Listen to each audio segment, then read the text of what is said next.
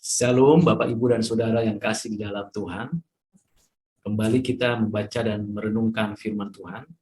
Sebelumnya mari kita bersama-sama berdoa memohon bijaksana dari Tuhan supaya firman yang kita baca dan renungkan dapat bermanfaat bagi kita. Mari kita berdoa. Bapa di surga, terima kasih untuk hari ini kami mau mendengarkan kembali firman-Mu. Kiranya Engkau menolong kami untuk mengerti dan kami dapat melakukan kehendak-Mu. Berkati kami dan kiranya damai sejahtera Kristus memenuhi hati dan pikiran kami. Di dalam nama-Mu Tuhan Yesus kami berdoa dan bersyukur. Amin. Firman Tuhan yang kita akan baca dan renungkan, kita kembali meneruskan pembacaan dari kitab Kejadian pasal 26 ayat yang ke-7 sampai dengan ayat yang ke-16. Demikianlah firman Tuhan. Ketika orang-orang di tempat itu bertanya tentang istrinya, berkatalah ia, dia saudaraku sebab ia takut mengatakan ia istriku, karena pikirnya jangan-jangan aku dibunuh oleh penduduk tempat ini, karena Ribka sebab elok parasnya. Setelah beberapa lama, ia ada di sana, pada suatu kali menjenguklah Abimelek, raja orang Filistin itu dari jendela. Maka dilihatnya Ishak sedang bercumbu-cumbuan dengan Ribka istrinya. Lalu Abimelek memanggil Ishak dan berkata, sesungguhnya dia istrimu. Masakan engkau berkata dia saudaraku? Jawab Ishak kepadanya, karena pikirku jangan-jangan aku mati karena dia. Tetapi Abimelek berkata, apakah juga yang telah kau perbuat ini terhadap kami? Mudah sekali terjadi salah seorang dari bangsa ini tidur dengan istrimu, sehingga dengan demikian engkau mendatangkan kesalahan atas kami. Lalu Abimelek memberikan perintah kepada seluruh bangsa itu, siapa yang mengganggu orang ini atau istrinya, pastilah ia akan dihukum mati. Maka menaburlah Ishak di tanah itu. Dalam tahun itu juga dia mendapat hasil 100 kali lipat, sebab ia diberkati Tuhan. Dan orang itu menjadi kaya, bahkan kian lama kian kaya, sehingga ia menjadi sangat kaya. Ia mempunyai kumpulan kambing domba dan lembu, sapi, serta banyak anak buah, sehingga orang Filistin itu cemburu kepadanya. Segala sumur yang digali dalam zaman Abraham ayahnya oleh hamba-hamba ayahnya itu telah ditutup oleh orang Filistin dan ditimbun dengan tanah. Lalu kata Abimelek kepada Ishak, pergilah dari tengah-tengah kami, sebab engkau telah menjadi jauh lebih berkuasa daripada kami. Demikian jauh pembacaan firman Tuhan. Yang berbahagia ialah kita yang mendengarkannya, menyimpannya dalam hati, dan melakukan kehendaknya. Pada video sebelumnya, kita sudah belajar bagaimana Ishak menghadapi kelaparan, suatu realitas kehidupan yang tidak bisa dipungkiri dan tidak bisa dihindari. Kita seringkali menghadapi realita kehidupan yang sangat pahit, yang sangat susah, menghadapi kelaparan, menghadapi krisis, tapi kita menghindar dari realitas itu. Kita mau tinggalkan realitas itu, bahkan mau membiarkan itu berlangsung begitu saja. Tidak demikian dengan Ishak. Ishak berupaya untuk menyelesaikan permasalahannya. Ishak berupaya untuk mendapatkan solusi. Dan di tengah-tengah upaya dan keinginannya, Tuhan menyatakan kembali covenant-nya, janjinya, dan berkatnya. Dan apa yang terjadi ketika Ishak tetap ada di tanah Kanaan, di daerah Gerar, yang mana waktu itu orang-orang Filistin sudah ada dan tinggal di sana. Dan yang terjadi adalah tentunya seperti Abraham dan Sarah. Kita tahu Abraham dan Sarah pernah ke Mesir dan pernah mengakui bahwa Sarah hanya saudaranya. Padahal hubungan Abraham dan Sarah bukan berkaitan dengan kekerabatan, tetapi berkaitan dengan hubungan personal suami istri.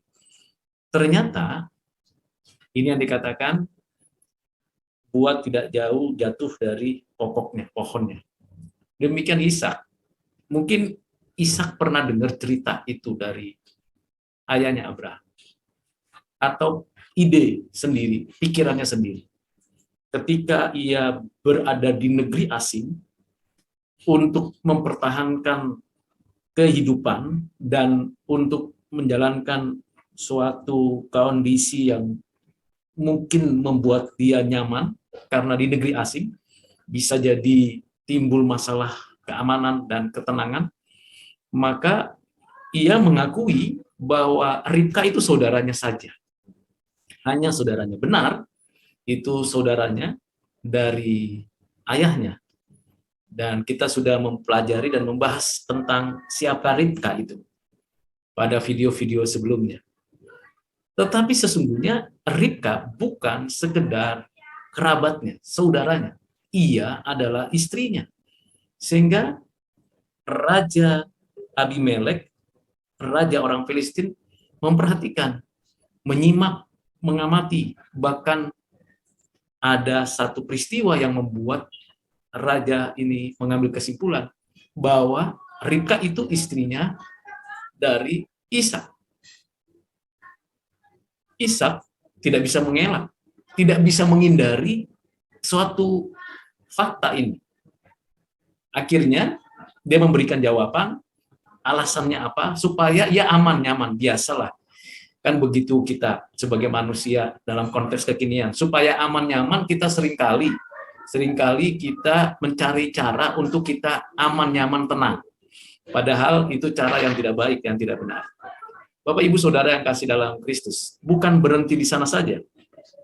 Syukurnya, Raja Filistin ini mengambil satu kebijakan yang baik sekali. Tentunya dia sebagai raja harus bijak. Oke, itu istrimu, dan sekarang bagaimana menjalani kehidupan berikutnya. Silakan lakukan apa yang baik, dan saya umumkan bahwa Ribka adalah istrimu dan kamu harus mengerjakan tugas-tugas tanggung jawabmu, dan tidak boleh ada seorang pun warga Filistin yang mengganggu, bahkan mencemari nama baik dirimu. Dan ini adalah perlindungan Tuhan tentunya. Ini adalah providensia Allah atas anak Abraham ini, Ishak. Tapi kita bersyukur kepada Tuhan.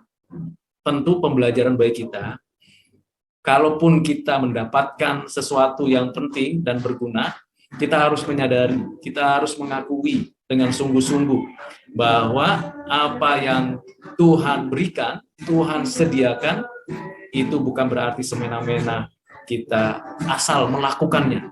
Dan benar, Ishak dan Ribka akhirnya diselamatkan, tidak mengalami kesulitan, dan beraktivitas di tanah Gerar itu dengan baik.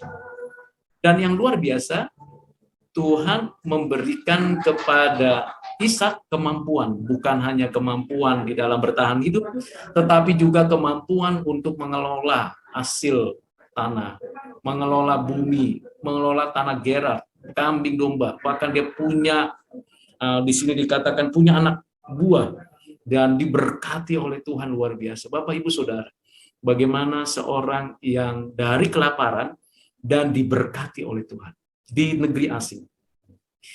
Inilah cara Tuhan yang ajaib. Mungkin Bapak, Ibu, Saudara, dan saya sekarang sedang kelaparan, sedang kesulitan, sedang mengalami penderitaan yang luar biasa secara jasmani. Tetapi ingat, secara rohani kita harus kuat. Kita harus yakin dengan jerila kekuatan dan pertolongan Tuhan, kita harus kerja keras dan berhasil. Berhasil dan membuat orang-orang di tanah Gerar itu cemburu, iri, bahkan kesal. Bahkan raja orang Filistin mengatakan bahwa engkau telah menjadi lebih berkuasa daripada kami. Yang kecil, yang sedikit, yang dianggap remeh, bahkan dihina, dilecehkan, direndahkan. Pada suatu ketika, kalau Tuhan bekerja, Tuhan menyatakan kasih-Nya, Tuhan menyatakan berkat-Nya, Ia akan menunjukkan bahwa kita orang-orang yang percaya lebih dari sekedar hidup dan menghidupi di bumi ini, tapi memiliki jauh lebih berkuasa, jauh lebih limpah. Kalau kita sudah limpah, sudah diberkati Tuhan, ingat kita harus menjadi saluran berkat. Jangan memikirkan kepentingan diri sendiri, keberhasilan diri sendiri dan anak keturunan, tapi lihat orang lain yang membutuhkan pertolongan kita, membutuhkan bantuan kita. Mereka juga perlu berkat yang datangnya dari Tuhan melalui kita. Kiranya Bapak, Ibu, Saudara belajar banyak hal dari bagian ini. Saya pun belajar banyak hal dari bagian ini. Bagaimana kejujuran, ketulusan, kesungguhan, kerja keras itu pasti menjadi sesuatu yang bernilai. Sekarang kita dalam kondisi yang tidak berdaya, tapi waktunya kita akan mengalami suatu keadaan yang limpah. Bapak, Ibu, Saudara, disinilah keyakinan saya menjalani kehidupan ini. Bahwa suatu ketika saya akan menikmati kelimpahan, dan kelimpahan itu bukan untuk saya, kelimpahan itu untuk menjadi berkat bagi banyak orang. Kiranya Tuhan menolong Bapak Ibu Saudara di dalam menjalani kehidupan yang sulit untuk berhasil di dalam pertolongan dan janji Tuhan. Mari kita berdoa. Bapa, terima kasih untuk firman-Mu yang menolong kami untuk mengerti. Bahkan orang-orang yang tidak percaya pun dibukakan jalan oleh Tuhan untuk bisa memberikan kesempatan untuk kami boleh mendapatkan berkat. Terima kasih Bapak. Inilah doa kami dan permohonan kami. Pakailah kami menjadi saluran berkat dimanapun kami berada. Dalam nama-Mu Tuhan Yesus kami berdoa. Amin.